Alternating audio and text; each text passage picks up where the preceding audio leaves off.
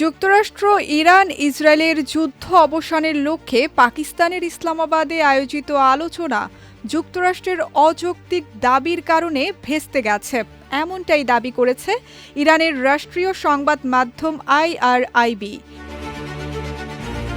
এক বিবৃতিতে আইআরআইবি জানায়, ইরানি জনগণের জাতীয় স্বার্থ রক্ষায় তাদের প্রতিনিধি দল টানা ২১ ঘণ্টা নিরবচ্ছিন্ন ও নিবিড়ভাবে আলোচনা চালিয়েছে।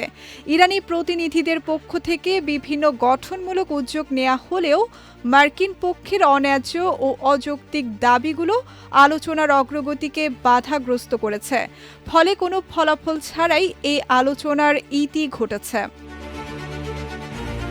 পাকিস্তানের মধ্যস্থতায় শুরু হওয়া এই আলোচনায় ইরান ও যুক্তরাষ্ট্র উভয় পক্ষই তাদের সর্বোচ্চ দাবিতে অনড় অবস্থানে ছিল।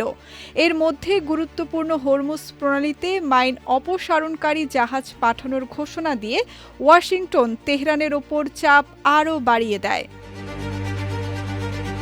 আলোচনার অস্থিরতা দৃশ্যমান হয় যখন ইরানি গণমাধ্যম যুক্তরাষ্ট্রের বিরুদ্ধে হরমুজ প্রণালী নিয়ে অন্যায্য দাবি তোলার অভিযোগ আনে। এই প্রণালী অত্যন্ত তাৎপর্যপূর্ণ, কারণ বিশ্বের মোট তেলের ২০% এই পথেই সরবরাহ করা হয়। শনিবার কয়েক ঘণ্টা আলোচনা চলার পর মার্কিন প্রেসিডেন্ট ডোনাল্ড ট্রাম্প দাবি করেন যে আলোচনার ফলাফল নিয়ে তিনি বিচলিত নন, বরং তিনি জোর দিয়ে বলেন, ইরানি নেতাদের হত্যা এবং গুরুত্বপূর্ণ সামরিক স্থাপনা ধ্বংস করার মাধ্যমে যুক্তরাষ্ট্র এরই মধ্যে জয়ী হয়েছে। ট্রাম্প বলেন, আমরা কোনো চুক্তিতে পৌঁছাতে পারি কিনা তাতে আমার কিছু যায় আসে না, কারণ আমরা এরই মধ্যে জিতে গেছি।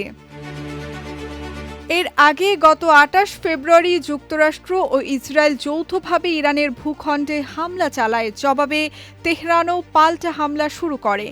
এই সংঘাত মধ্যপ্রাচ্যকে যুদ্ধের দিকে ঠেলে দিয়েছে এবং বিশ্ব অর্থনীতিতে চরম অস্থিরতা সৃষ্টি করেছে। সঙ্গীতা শাহ, বিজয় টিভি, নিউজ ডেস্ক।